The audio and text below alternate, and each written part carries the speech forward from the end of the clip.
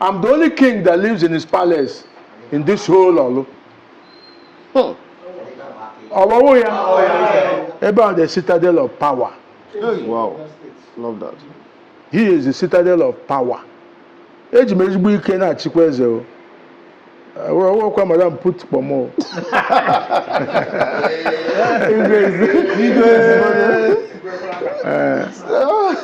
Maybe I did not akpọkwa m wee maka ihe m na-eme onye na-akpọ anwe ihe ọ na-eme na. Oya na. Ada akpọkwa mmadụ na nkịtị o. Etu akọdị.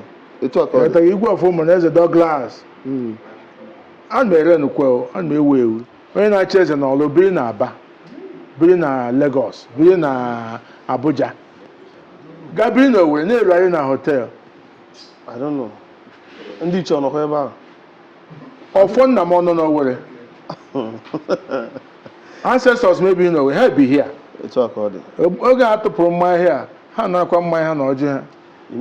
Immediately. So why would I go and live in America? I go to America. Because I'm going to be there for. I have a house in London. Can you be there for?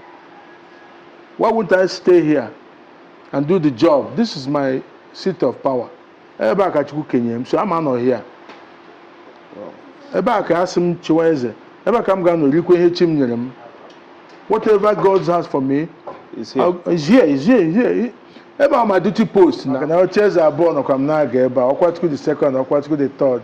Yes, yeah, fair. So when you know the titi Indians are born nine chairs. You are quite lucky.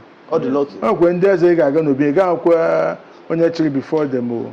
Oh, no one actually call it the wrong how autonomous now. And now she says for man on Kia. You see a book bear now. It's all called. Let's add up a queba.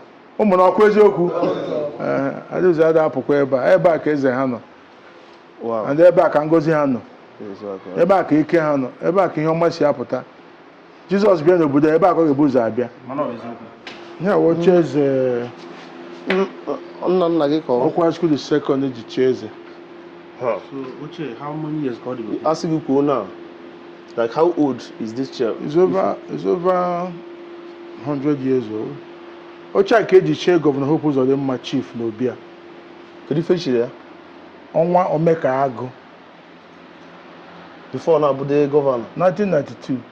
1992. Yes. Kawunkem.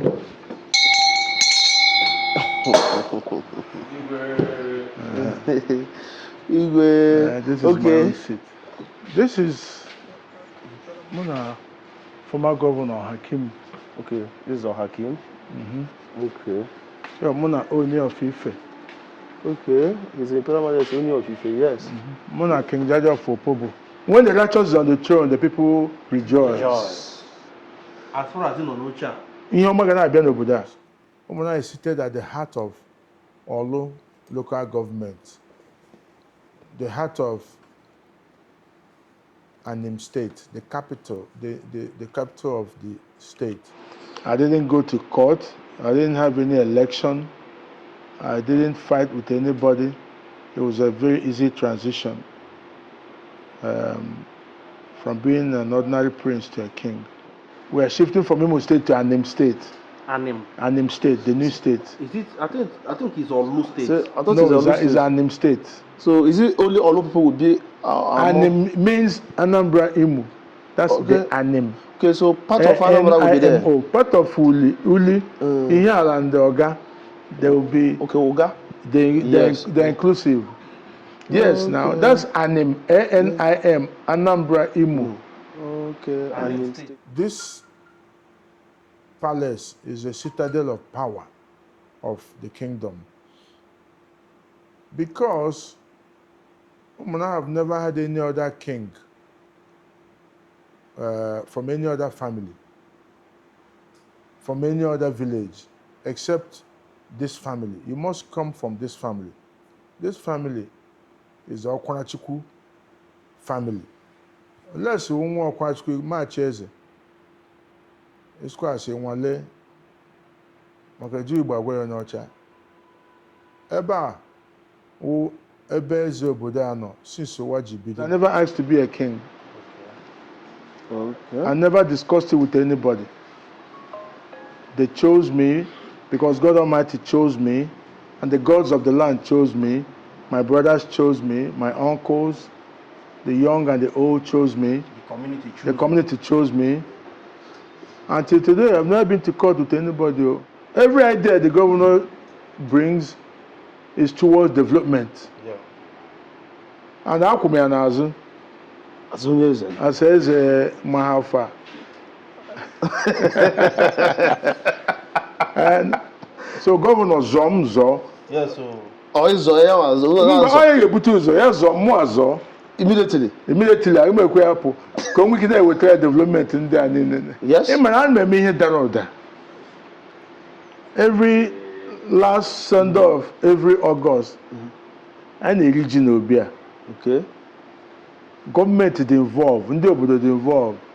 Ada akwụkwọ ụzọ ebe a, eze m azọ ya azọ, akwụ m ụgwọ, agaghị m court, enwe onye egburu, enwe onye zọrọ, enwekwana onye m nyere ego, enwe onye bugara mmanya, enwe onye m na-ese ka a tọrọ election.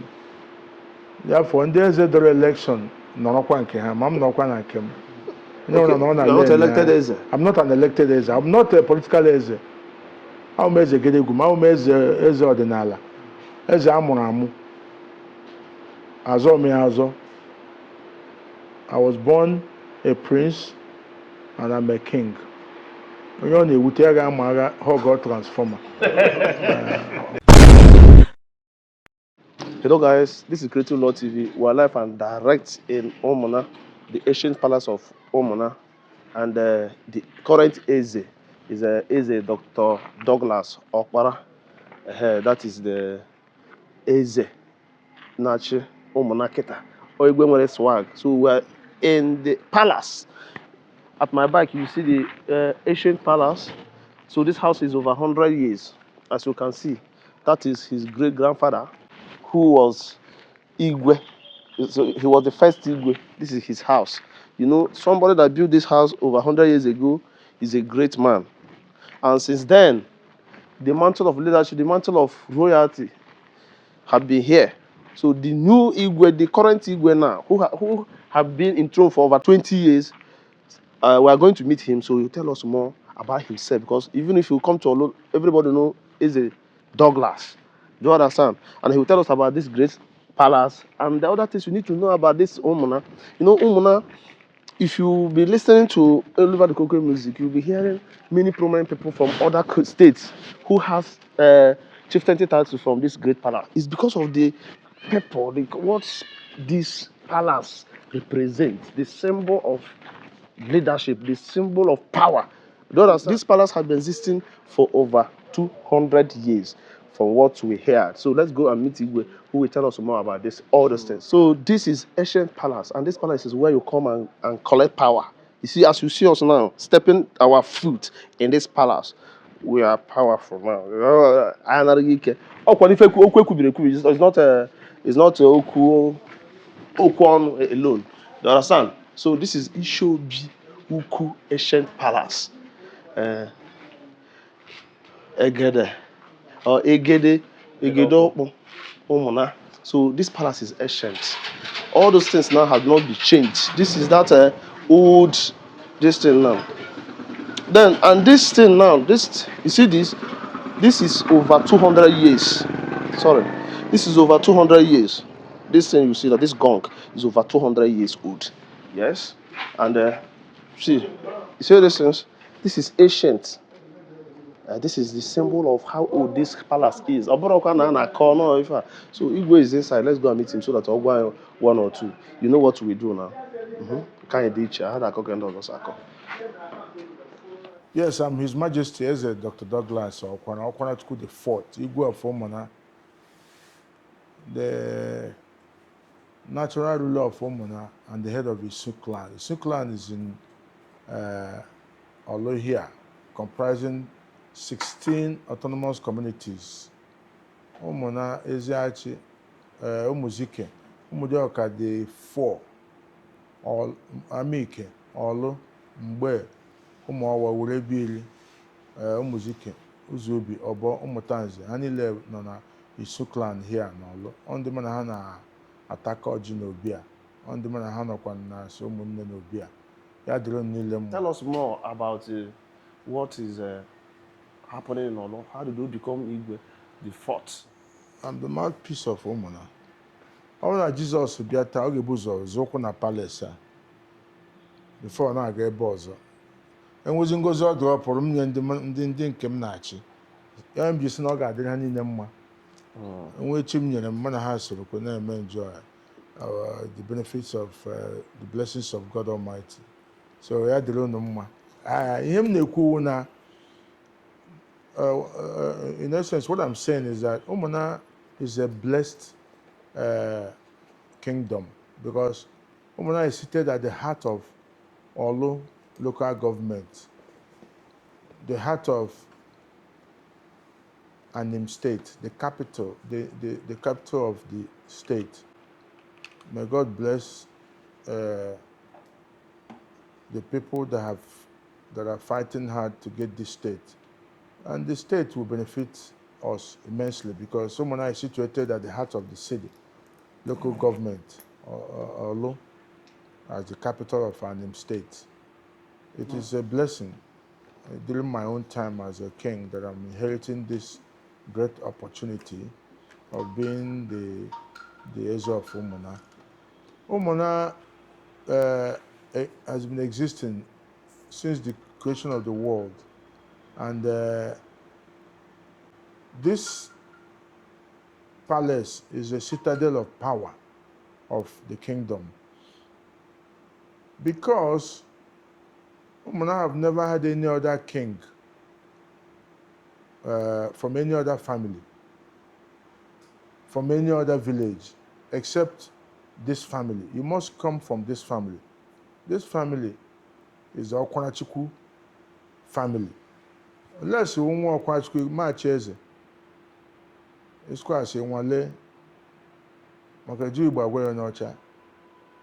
Eba o ebe eze obodo ano since Owaji bido. I am Okwara the fourth. I started in 2003 after the death of my late father, Okwara the third. And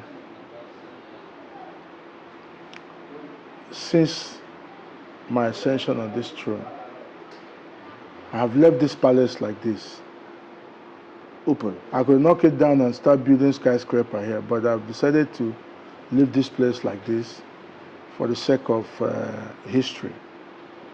As you visited here now, I'm sure you can tell that this place is a very old palace. Yes. Yeah. It's about 250 years old. Huh.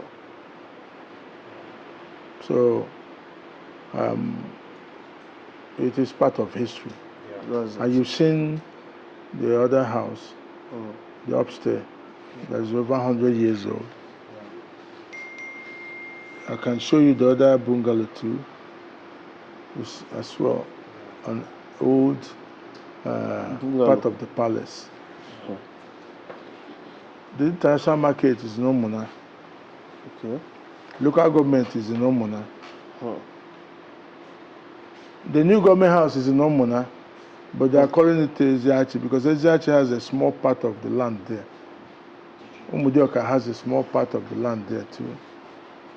But Umunna has majority of the land there. Why they are calling it Eziachi, I disagree. Because the land belongs to Umunna. At least 60% belong to Umunna. 70% belongs to Umunna. Not even 60. Wow. So basically, they shouldn't bring action inside. No. That place belonged to one of the daughters of Okwara that was married down there, and he gave her and the husband majority of the land there. Only 3 families from Eziachi has access to that land there. So how can it be called Eziachi? Only 3 families. So the rest is belonging to Umunna and small portion to Umudeokuku. So it's not supposed to be Eziachi. So the new government house is located in Umunna. And teaching hospital. Umunna. The local government. Umunna. International market. Umunna. Wow. So Orlu is Umunna now. Yes. Like when you were small, were you aware that you are going to be the traditional ruler of this town? The story goes like this. When I was 11 years old, Okay. my grandfather from my mother's side, that's my mom's father, I was a young boy fighting like just a little boy. Yeah. And one day he asked them to bring me closer. And he looked at me and said that I will be the one that will protect his daughter's family at old age. And as a young boy, I didn't know that such would ever happen. Then after my secondary school, I traveled to the United States. I read in America. Okay. And then came back here. I started my haulage business. I'm Evergreen Haulage, Nigeria Limited. Evergreen Haulage. Haulage, Nigeria Limited, yes. I do haulage. Okay. I have trailers. And I also have a second company, Douglas Communications Limited. And I have Evergreen Construction and Properties Limited. I'm a federal contractor as well. So along the line, my dad passed away. The first son, the second son, they called me up. And we had a family meeting, and I was informed that I'm going to be the next king. And being the third son of the family that just came back from America, I had a hard time admitting that I will be a king. But the first son brought me inside this palace and blessed me with the second son and the younger ones, the elderlies in this compound. And I refused and traveled back to Lagos. After 5 days, they started calling me again. I came back, and they also insisted on that same thing. And I left them and traveled back to Lagos. And then they called me for the third time. I came home, the same thing. And I accepted. And since then, it has not been easy Okay. to be a third son and a king. My brothers all support me because they know that the job is not easy. It's a tedious job. And being here, bringing the people together, maintaining peace and tranquility, and I've done it for 23 years so far. I just celebrated my 23rd year on the throne. I thank God Almighty that it has not been easy, but it's so far so good. You know, with all the headache involved in being a king in this municipal, God has been great, you know, in my life. So I didn't go to court. I didn't have any election. I didn't fight with anybody. It was a very easy transition from being an ordinary prince to a king. Since then, it doesn't stop me from traveling abroad. I still visit my people in Japan, South Korea, Australia, Austria, Germany, London, Canada, America. I travel all over the world every summer. During the month of June, July, I take a break, go and visit my people, pray for them, you know, have meetings with them on how to make this community greater. And traveling abroad opens the doors for me to be able to communicate with my subjects wherever they are. I visit them. I don't wait for them to come home. Okay.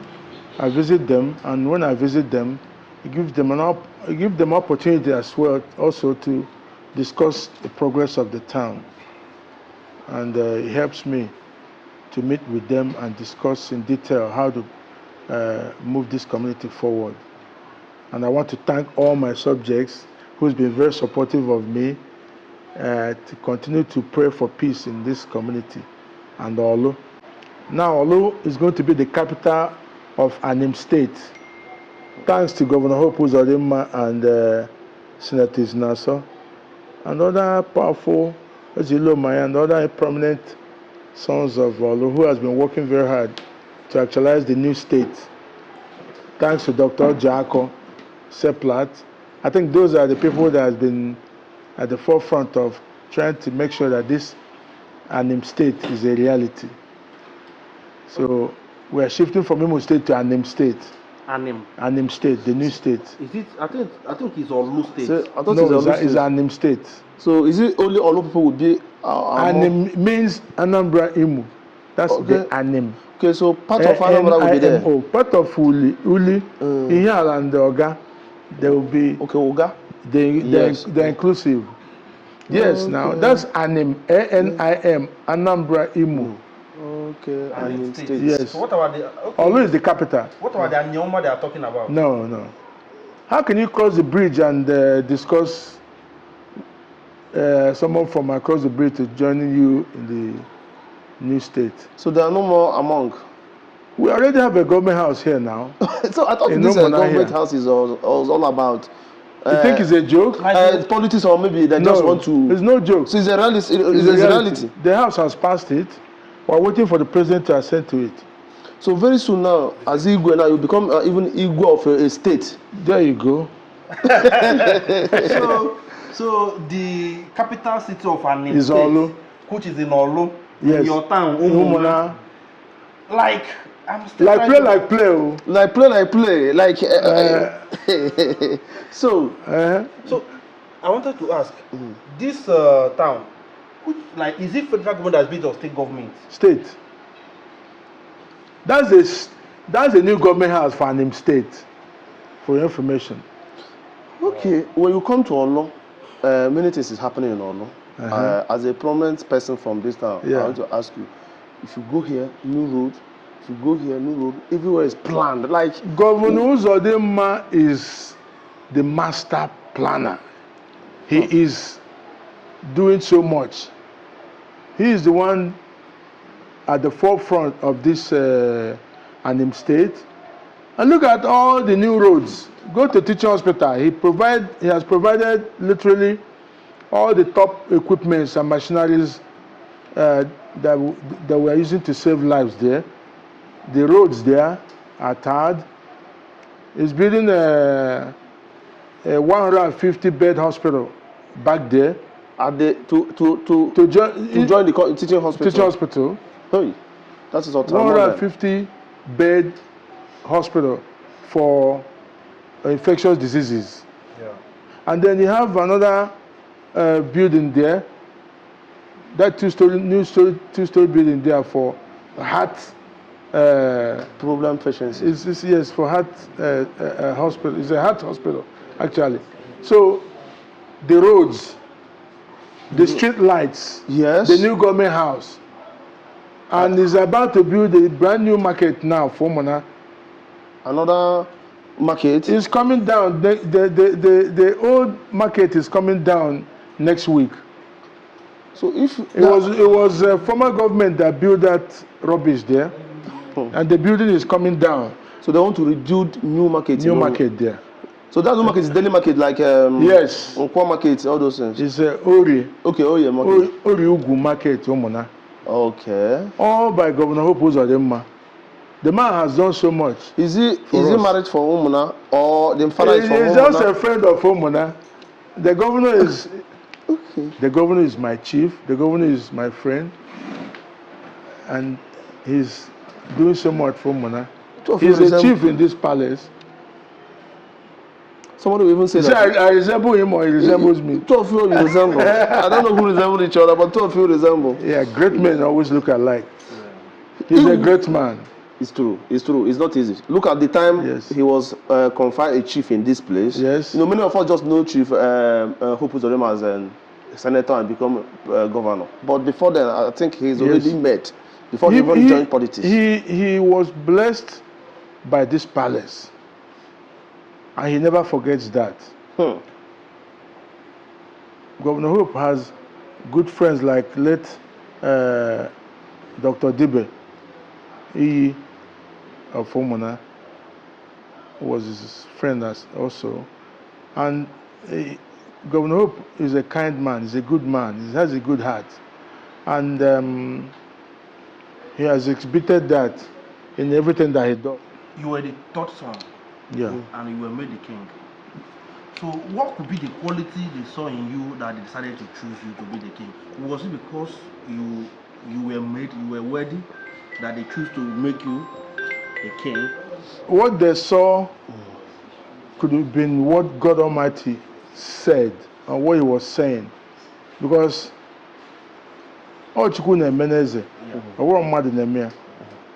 so possibilities that God must have spoken to my eldest brother and the second son and all the elders in this family, because I never asked to be a king. Okay. I never discussed it with anybody. They chose me because God Almighty chose me, and the gods of the land chose me.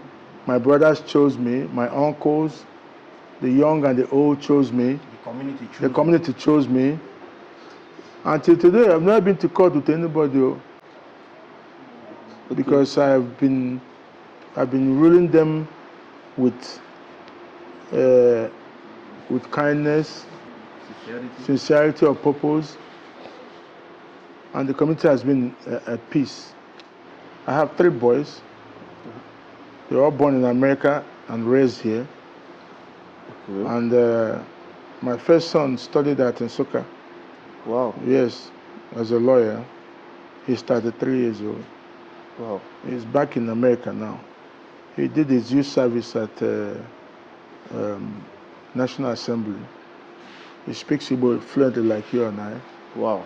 Then you have done well. He used to stay here every year during my New Year festival. And he watches whatever is happening. You cannot be a king in the Asian palace. You get more menala. Ndị more kwasha cup here. Talk about it. And yes. So, how come you go to Joka? I'm Chuku, So, these are all angels. They are angels. If I come for her now, yes. I'll quite the first, second, and third on your own. Yes. Ezura ikuku. Eblata much, almost so much. Okay? Then Ebla, Ebeja Chasa, Ebitolebili say, honey, no child angels. You can't count them out. Because so how Buzochoa before Mabianachi. Yes. Has no child. I want to cham. The next and there's a mayor approve. Yes. Obanakito could be known. When you're to Chukuni, Bini, young weekend in there. For not quite Jesus, for not quite cook Cabam, for not when you also want to acquire him and I am a weekend. When also in the garden, also walk down. Yes. When also no chairs, no chairs. Or also the camera gauge there. I got you so like on Jiquay and your own. Yes, and you quit an I drink him. Only quit an I had your organ. So we had an earlier. So to tell the choir one on the Lugue. Where's and there's a twice I've been on. Yes. I HRH General can do Papa General case the Douglas. This name is very popular. That people, no, in the comment section you'll be seeing it. Visit Umunna is a Douglas. I'm gonna there's a Douglas. No, a worthy man, a worthy king. We must visit. Oh, I said, I got a case Umunna, too much money. That is the comment of not be what we talk about. Yes. So, and we wonder, who is this man? And they were not surprised. Because now, only non a seat no go more than 200 years. Yes. But how did Kedekis were father, and Kabuna, the son of Sol under Roma, Obro also alone? Obukonya Olu nyira number from Obodo Yibo. Yes. Man, I mean that. Every last Sunday of every August, and a region will be. Okay. Government is involved, ndị obodo dị involved. Ada akwụkwọ ụzọ ebe a. Okay? Ichiriji. 31st, last Sunday of every August, ọ ga-emekwe n'afọ a. Na-amanya akwụ ebe niile. Ị ga-afụ Rolls Royce ya, ị ga-ahụ enwere moto na-aga ya. Prominent senators na-abịa here, governors na-abịa, past and present, onye ọ na-abịa here. Ebe a the citadel of power. Wow. Love that. He is the citadel of power. Eji m ezigbo ike na-achịkwa eze o. Ọwụkwa madam put kpomo.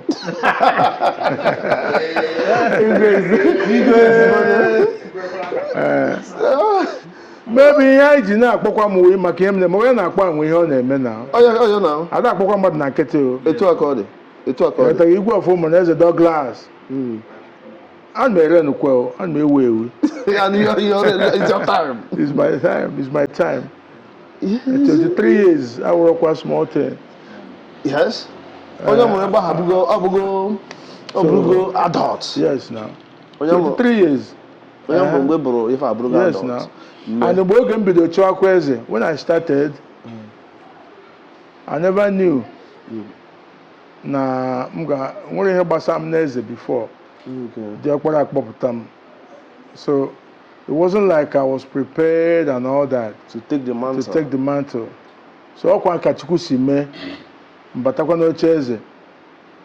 Chineke na-akụzi m ihe ndị ọzọ m na-eme. Ndị ancestors na-akụzikwa m ihe m na-eme. Adịkwa ama o. Maka na oche eze abụọ nọkwa m na-aga ebe a. Ọkwa Chukwu the second, ọkwa Chukwu the third. Yes, yeah, fair. So onye nọ n'etiti ndị eze abụọ nna ya chịrị eze. Ịmara onye a dịkwa lucky. Ọ dị lucky. Ọ kwe ndị eze ị ga-aga n'obi, ị ga-akwa onye chịrị before them o. Onye nwa na-achọ dị nke ọ ya edebere nwa ya. Ha were autonomous now. And ọchị sisef ọma nọ na nke ya. Ebupụ ebe ya now. Etu aka ọ dị. Eze ada apụkwa ebe a. Ụmụ na ọkwa eziokwu. Adaeze ada apụkwa ebe a. Ebe a ka eze ha nọ. Wow. And ebe a ka ngozi ha nọ. Ebe a ka ike ha nọ. Ebe a ka ihe ọma si apụta. Jizọs bịa n'obodo ebe a ka ọ ga-ebu ụzọ abịa. Etu aka o si. So kedu ife imegoro ndị Umunna? Yeah. Since you buru eze ọ na-abụ ịnanya etu a n'anya etu a.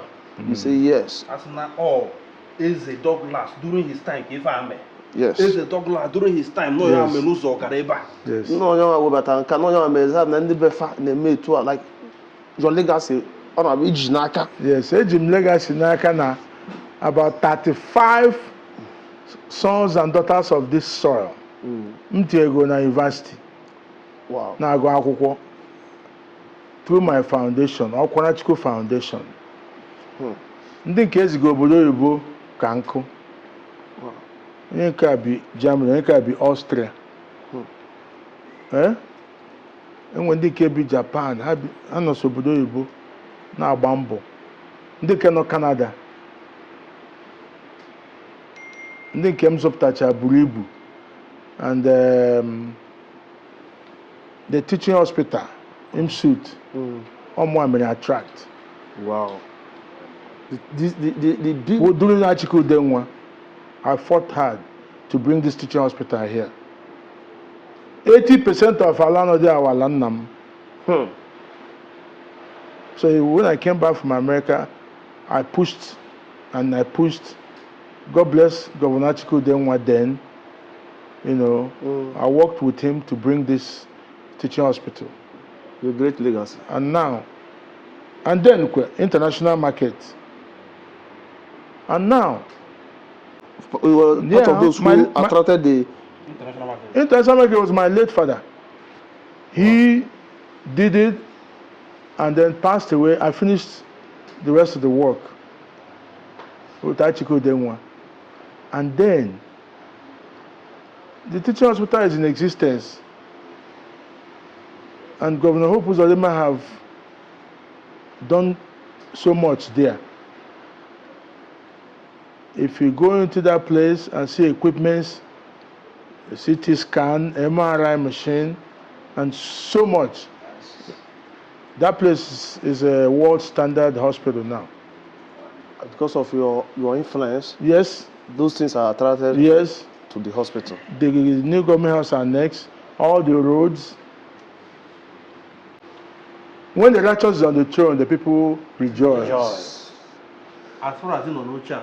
Ihe ọma ga na-abịa n'obodo a. Eze, Okuniru, can you find more expect from you? You know, may expect from me more developments coming into town through Governor Hope Uzodimma, who is the chief to this palace. Maka na ya nwoke na-agbaka net. Oke na-agbaka net agbaka.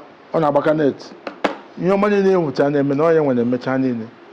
So for the future, our governor has good intentions to develop Umunna even more. Wow. Like I told you, next week now, on our big to see Umunna, on our getting a brand new shopping center. You mean this open shops? That place, now. So every idea the governor brings is towards development. Yeah. And how come I says Mahafa. And so Governor Zomzo. Yes, so. Immediately, I'm going to development in there. Umunna at the heart of the city. Yeah. But Eze, yeah. I like Bambio. Thank you. The reason, yeah. we have gone to a lot of palaces in Igbo land. But most of those palaces, when you go there, the people of your caliber, Ezes of your caliber, you will not meet them in the palace. They will be ruling from America, they will be ruling from Abuja, Lagos, they will be ruling from Abuja, London. But you are here. I am here 24/7. Okay, 24/7. Go and ask my governor. Go and ask Ndezibem. I'm the only king that lives in his palace in this whole Orlu. So during time of Tibo Zobo, I'm here. I'm here at that time. Doing insecurity. I'm here. Name peace. Name Zobodo. I did not step an inch. I didn't move on Oboda. I'm not back on Oboda. The gods of the land are Jidegina. Wow. Eba akpam n'obodo inwe nsogbu. Eso ashibi atry now. So if we could egwu ada atụ afọ buru ụzọ. Enwe police who around here. Enwe army who around here. Enwe security who around here. My gate kwa go mepe. Go on anywhere welcome my. Yes now. Obro nko na base. Because I had that boss. Enwe be na aga. So ebe akam no. Ibro igwe nwere nwe PA. Mbamba. I have access to all over the world. I travel once in a year, maybe 3 weeks on short vacation, my medical checkup, and come back to the seat here. And continue. And I walk here. I've never missed a New Yam festival. Since I'm not chasing. Wow. And I chase, I'm a UG here. I'm in Ano here. Police now know, DSS now know, a bag now know, government now know, you know here. I work in a citadel of power. And where am Naga? I will be at home, such a patana, welcome, and when you stop again at my gate. Nobody. So that's why we ask you, I'm highly accessible. Morning and night. Queen Anina floor. Morning and night. Anytime, man, a phone, man, a physical presence in here. Oh, once I plug is that call. That's it. I don't know without is a call. I'm at that call all the time, na phone. And only this number come where. I don't have two numbers. I'm a king with a difference. But like I don't know I get born. I'm here 2-4. If a king is swag. 2-4. I'm here. Where am I? Where man away? Your governors are now. But yes. Being the traditional ruler of this town, yes. What has been the most or your most difficult challenge since you became the traditional ruler of this town? there's no challenge. When you're a truthful king, you get a challenge. Is the greatest power. Being truthful. Ikwu aka gị ọtọ na-ekwu eziokwu, egwu ama atụ gị as a king. I know you are wonder. Yeah, wonder now. I told them we're going to be a Finland, be a wajeba. I go mana. You come for a brand they got where. Peace is the best. And not very many kings like me know in existence. Because a lot of them, like you said, be obodo yibo. When I chase and all, be na Aba, be na Lagos, be na Abuja. Gabriel, we're near right in a hotel. I don't know. And each on whoever. Or phone number no worry. Ancestors maybe you know we have be here. It's according. Okay, I have to put my hair. Hana come my hand or immediately. So why would I go and live in America? I go to America. Because I'm going to be there for. I have a house in London. Can you be there for? Why wouldn't I stay here and do the job? This is my seat of power. So I'm not here.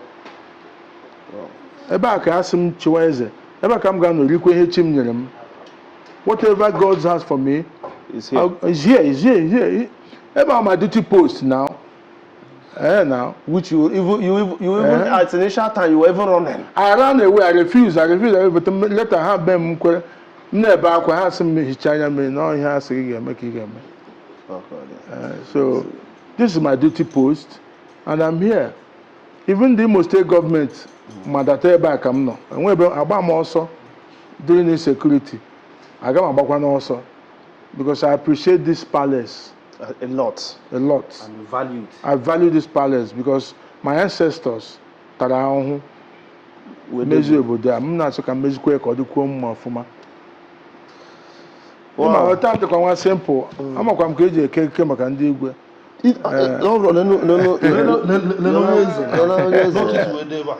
So I didn't go say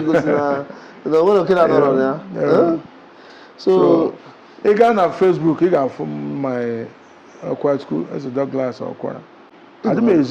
I'm not restricted to travel to anywhere in the world.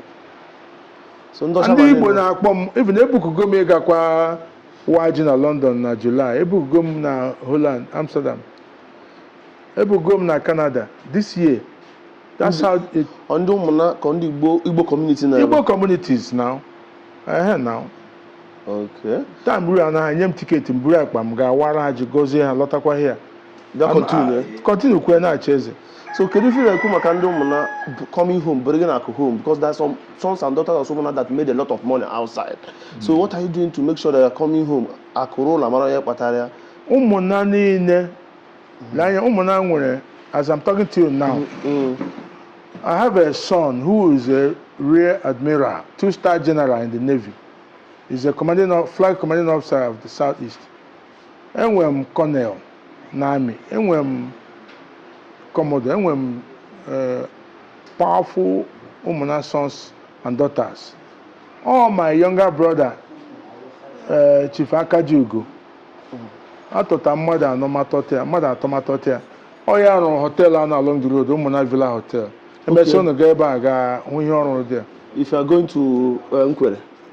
If you are going before the government house and next, you have that hotel not there, big hotel on the left. Umunna Villa Hotel. So his investments are a lot. Many of them were investments back home. I'm saying, on Lotawa. Even they cannot Lagos because when they agree with Lotan. Makandi you about like right too much. So I put it in all. They doing all. The governor make advice to come home and invest in Imo State. Evangelist Ebuku be abego na Ngokpala. Yes. So ndi Igbo Lotan na Igbo be amepe na Igbo. I am great sons and daughters both in diaspora and Imago, Lagos, Abuja, Port Harcourt, Aba, and they came on Ghana, they came on other places. And in all of them, lọta bịa mee invest n'ala Igbo because ala Igbo kacha mma. If I am go to travel anywhere, I have some kind of 5 days. Lọtakwa n'Umunna bịa na-achị eze. I'm going to go to London. Him now just few days. My medical checkup. I'll come back home and stay here. About do my home. Like everything. About the very peaceful. Can't you tell? Like Ojima history moment. Oh, you tell it to auto. Eba. Either you have aqua which is everywhere. Kedu ihe na aga hapụ citadel of power ya ga birikwe na obodo oyibo. I left this palace when I was 19 and a half years old to America. Think about I got my America not 2 months celebrate on my 20th birthday. Okay. I go my akwụkwọ na America. Rụọ ọrụ bekee. Lụọ nwaanyị mụsịsị ụmụ. Wee lọta. Umunna kwe? Bezina chikweze. So if you see if any none of Neba. All the journey Kachuku send and mga sini na mga obodo oyibo. Mam no here ka mga. Ya sim bia no ze here le kwata obodo anya. Owo na no bum n'obodo a. Ihe gara emebi during insecurity. Yes. Because someone akpọkọta everybody biano. So if I and we ba gbara egbe n'obodo a. Ade mo dey here ebe a. So somebody was responsible for the peace. Wow. I'm not going on maka udo. Maka na ebe udo nọ. Ọganihu na anụ ya. Yes. Ị ga-afụ since udo nọkwa n'Imo State. You know, a lot of good things is happening. Na-eme gọvanọ anyị na-arụkwu ọrụ mụọ na-ete ụzọ niile na-arụ ụzọ na-eme ihe niile ka obodo dị mma. So ebe ọ na udo nọ ọganihu na anọ n'ime ya. Yes. Okay. Mụ udo only eze nọkwa na palace mo. N'Imo ko ebe ogwe ndị eze like igwe Oriz ọ nọrọ onwe ya na palace. Oriz nọrọ onwe ya na palace. Anọkwa m ya nwe ebe m gara. Nke Ihito were nọkwa ya. Igwe Ihito were. Onye a nke ezeri ọha. Ọ nọkwa ya. So ndị nọ na try. Oh my lord. Ya nwa ọ gbalịkwa. Ọ na ọ da aja that time. But nke m anọ m na ebichi m ụzọ. Obichi ụzọ eme ọjị. Ọ ka mma na ọ gbapụrụ agbapụ. So anọchi m ụzọ na-eme ọjị nọrọkwa na-anabata ndị mmadụ na-eme udo na-ekpe ikpe na-edozi obodo. So ọ ga-adịrị anyị mma. Ekpere na-ekpere ndị Umunna na-awọchị na ndị Orlu.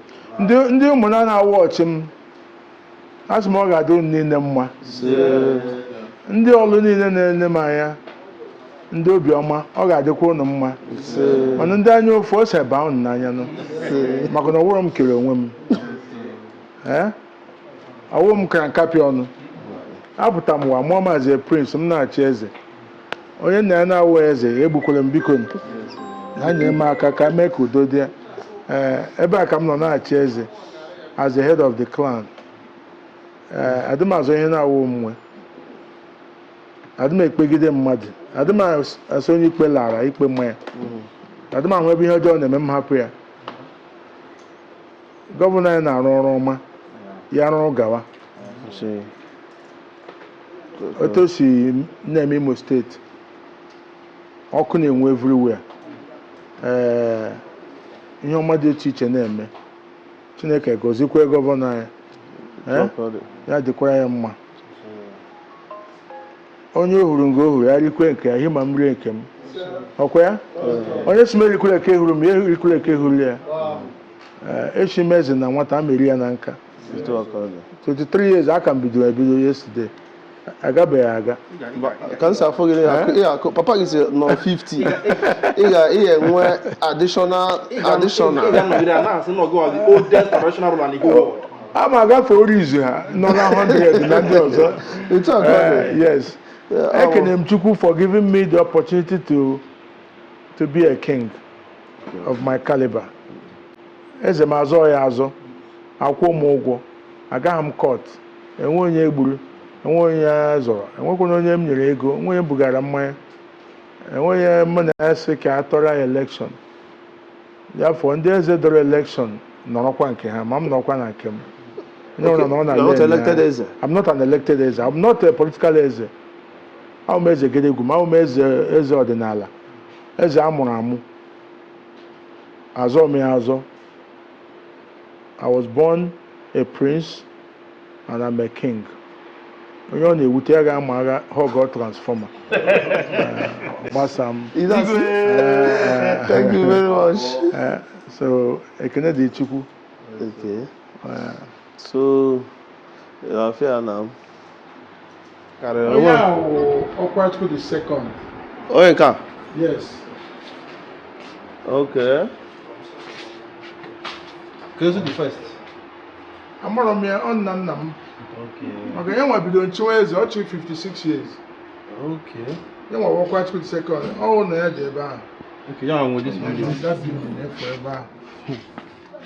No. Ịma na ifu ụlọ arụcha in the 20s now. Yeah, 20s, yeah. If you look at Ike it. gaa ebe a ga-ahụ ga-egosi gị. So only in Africa now almost getting to 100 years. Yeah, it's about 100. If not It's more over than 100 years old. So here ancient palace. So this palace is existing the same time with Igwe Nolu. Yes. Even older because I want about the first son Okay. of the clan. Umunna is the first son of the clan. I mean, people are blessed. So, many things are like many things in Orlu is in Umunna. Yes, everything. Local government. Is in Umunna. Yeah. Look this house. Someone has a chashola and Bemdin Taken. Is a monument. Ogi Pempe. Yes. But I'm not a number of Chinese. But I'm not No, this is a vintage. Yes. A monument. So the this type. step page abago. Nah, and by now, according to I'm sure, and you can strong. 100 years, you can climb there. See, serious. Okay, very, very, very strong, and you people didn't want to push it down. What is the reason? That's why when I'm able to go. I forgot on the whole child where they want to push it down. Like, I want to build new house. I want to build new house. Don't do that. And that is very important. This is a sign of greatness. Our family like This is the reason. Man, I like to keep history. That's what I like. So I'm seeing a cross. the other. You people is like all people are rooted in Christianity. I don't know. I don't Call know. Christianity. Well, I'm going to hear about the now. Okay. Makeba was the head of the Isu clan. Isu Clan. clan. It comprises of about 16 autonomous communities. So Isu is okay. Ekwe had over 150 years. This equal like this. Yes, now. So it was your great grandfather that used it. Yes. And Odikwe Etua. Ekwe I've not changed anything in this palace. Okay, this palace was not even built by you. No, I had your chosen. It's over 240 years old. Wow, then this is an ancient palace. Ekwe. Ishobiuku ancient palace. Yes. I've not changed anything here. Oh, wow. There's many pictures. Like you have a history here. This is former governor Hakim. Okay, this is our Hakim. Okay. So Muna Oni of Ife. Okay, he's the Imperial Majesty only of Ife, yes. Muna King Jaja of Opobo. King Jaja of Opobo, okay, the current King Jaja of Opobo. Late. On a mortuary now. Okay. So still rest in peace. But Igwe, can you tell me of Southeast Chairman, Association of the Christian Traditional Ruler of Nigeria. Yes. You are the chairman. Yes. can you with separate Christian like traditional rulers? Well, ụfọdụ ekwere ka mụ na Peter Obi na-eze ile mmanya. Okay. Ilomaya. Wow. Ka na Tinubu. So what about now? Mutoni Obi of Onitsha. Eze Imo. Okay. Gwongwom Jos and So this is in Imo. I mean, it's like a. the group photograph is explanatory now. Okay, this is the traditional ruler with the President Federal Republic of Nigeria. Okay, during his official visit to Imo State. So, September last year. Wow. Yeah. This picture is very, would I say beautiful? Or nice. So, Now, since 2011, Muna the Obi of Abo. Obi of Agbo. Abo. Agbo. Yes. Agbo even answering Obi. Yes. Oh. Then of Abo. Then. Eba o. Oche. Yeah, Oche is Nna gị ka ọ. Okwara school the second in the Cheze. So, Uche, how many years God will Ask you now. Like how old is this chair? It's over 100 years old. Ocha Keji chair Governor Hope was the my chief no beer. Could you finish there? Onwa Omeka Ago. Before now, but the governor. 1992. 1992. Yes. And many other prominent people. So Hope Uzodinma is a chief in this palace. So which means he's a friend of this palace. Yes.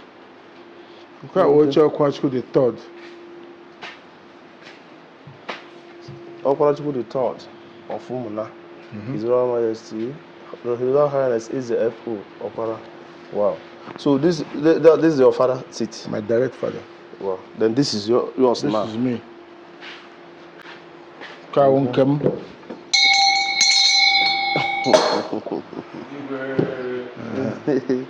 This is my own seat. So I'll show you more pictures now. Okay. Muna Issue of Umunna. Sure, thank you. George Weah, former president of Liberia. Okay, yeah. Former Ballon d'Or listing, world basketball player. Arsenal. He was here in 2016. He visited this palace. Yes. Muna Sultan of Sokoto with other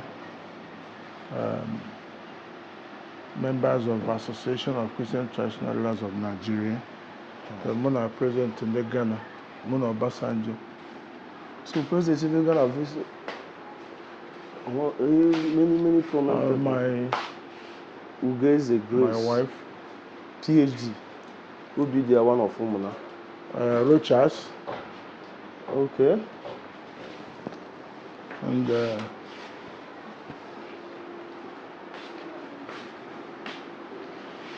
Muna Jonathan Nasorok when he was in power. So this is a okay, yeah, good luck, Jonathan. Yes. Before you like wearing the white. Could you? Yeah, my white. But I've changed. Oh, can I use it now? I was wearing white yesterday when I went to church at the government house yesterday. So this is you, right? Yes, now. Can you remember the northern side, or? Yeah, it was a visit to one of the prominent kings in Uganda.